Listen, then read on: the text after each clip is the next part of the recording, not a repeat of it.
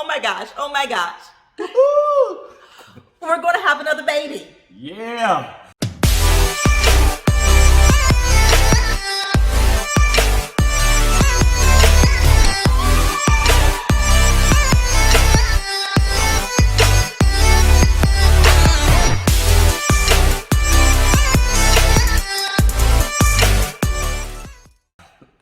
You like, wait. Y'all going to have another baby or you pregnant already?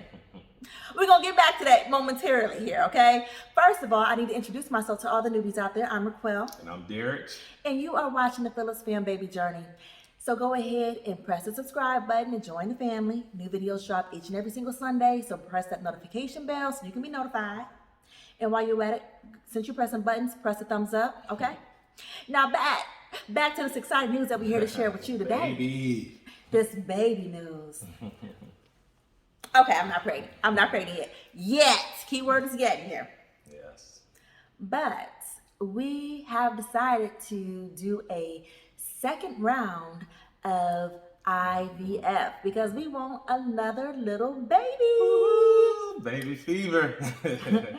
So if you are not familiar with our journey, we conceived our first daughter, Legacy, using in vitro fertilization.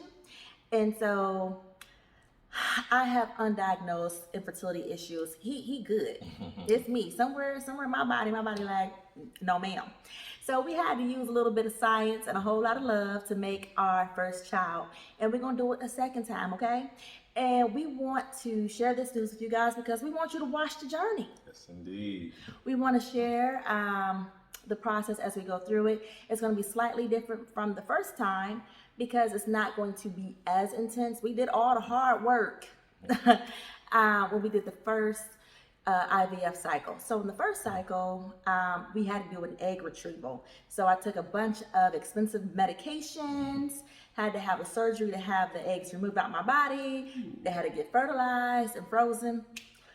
But they frozen now, so all they gotta do is ready to go. Pop a little baby up inside me. Put it in the oven. Put it in the oven. Put it in the oven, yes indeed. And and hopefully that's gonna result in our little baby boy. So let's talk about why now. Let these people know why you making me have a baby now. Why now? Forcing her. He ain't forcing me. Legacy's a year and a half now, and I really want to be intentional as far as our family planning, and I want them to be close in age, at least no more than a couple years apart. I'm the middle child. My older sister's 4 years older than me, and my younger sister's 10 years older. We're still all close, but it's just a different type of relationship because we're in different developmental phases. My older sister, Unique, is more of the mama, the big sister. And then also my younger sister, I was more of a father figure to her. So I want our two kids to be close in age, so they're in the same developmental phase, and they're like best friends. My little sister Taylor, her daughter and son, she has 3 kids, but daughter and son one of them are a year apart. So it's just great to see how close they are and just their bond, their connections, like they're best friends. So I want a Legacy and our soon-to-be next child to be close like that as well. And they will be. And I know some of y'all will be like, maybe like, but what about COVID-19? It's a whole pandemic going on out there. We're not scared of no COVID. Keep living. Because we gotta keep living life. I mean, so be will be. Yeah, 2020 has been quite the interesting year, but overall, I mean, 2020 has been a good year for the Phillips fam. I mean, we've been make the most of it. We adapt. So I mean, we've been paying off a bunch of debt. We are both working from home right now, so we're getting to spend a lot of quality time together. Legacy's not in daycare; she at home with us. So fitness, eating healthier. Yeah, so a lot of 2020 working out. Right. So COVID, definitely, any sympathies to anybody who's been affected by COVID, through job loss or actual loss of life. We are definitely sympathetic to all that because we know everybody's not as lucky as we are. But with, the way things have been going in our household, we thought this would be a great time just because, now that we have more flexibility, essentially like I, had an extended maternity leave, so I'm at home right now with Legacy doing some of her most important developmental years. And I see that as a true blessing. And so I want to, some home anyway. I'm like, well, shoot, why not, go ahead and throw another one up into the mix. One more. So COVID will prevent us from being in appointments together. So I know things can change because, COVID's a fluid situation. So by the time that it is time to give birth sometime in 2021, that may not be the issue anymore. But I know currently, if I have an ultrasound appointment, he won't be able to go there with me. When I'm going to the infertility doctor for different, tests and things, he's not going to be able to go in there with me like he was the first time. That sucks. And us being first time parents, that was something I enjoyed the most, is just going through that whole process, being there for all the doctor's appointments, the ultrasounds. It was a really cool experience. So I'm hoping that I have to get to experience that as well with our next child. So fingers crossed. Yes.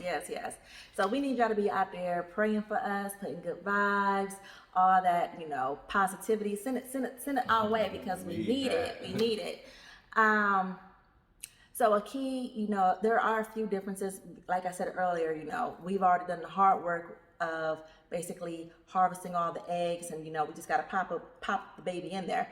So the first cycle of IVF was quite expensive, y'all. Yes.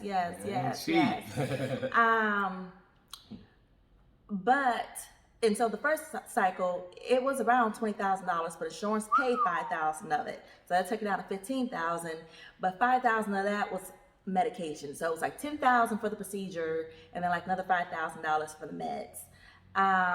The total cost for the frozen embryo transfer, which is what it's called, because so it's an IVF FET. So if y'all hear me using the acronym, so that's what it's in. FET, frozen embryo transfer. It's going to cost about $2,000, and it would be less than that if I'd already met my deductible on my health insurance plan. But since I'm a healthy individual, thank God, I don't be having to go to the doctor, so I need to meet my deductible. And even the medications, I don't need that amount of medication. I don't need the stimulants that's going to help me produce a bunch of eggs. I just need something that's going to help thicken the lining of my uterus. So, with all that said, make sure that you are subscribed to the channel so that you can, see this whole process.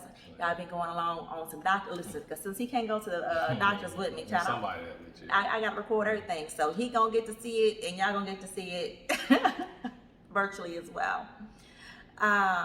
If you have any, questions about the whole process, make sure you drop them below, as well as, send me some positive messages. Give me some support in them comments, because going through IVF is hard. Because even though, I was more stressed out about it the first time, because it was so much money on the line, because you spend all this money and you don't know if it's going to, result in your miracle. My baby's priceless.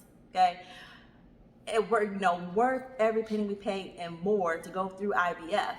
But to be, $15,000 in debt and have no baby and then have to do it again. Yeah. Because there's people who go through the IVF process, and, the first part when they have to harvest the eggs, they don't get any embryos. So they have to keep going through the first part.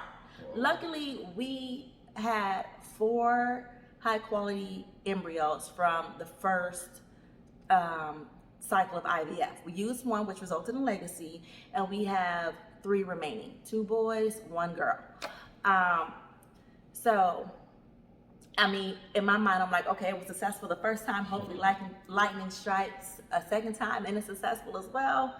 But, we still nervous, because, I am older now.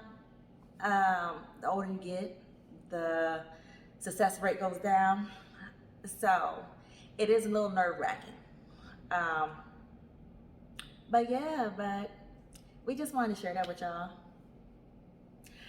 So, until next week, remember, your miracle's on the way, and hopefully my second miracle on the way. All right, we out.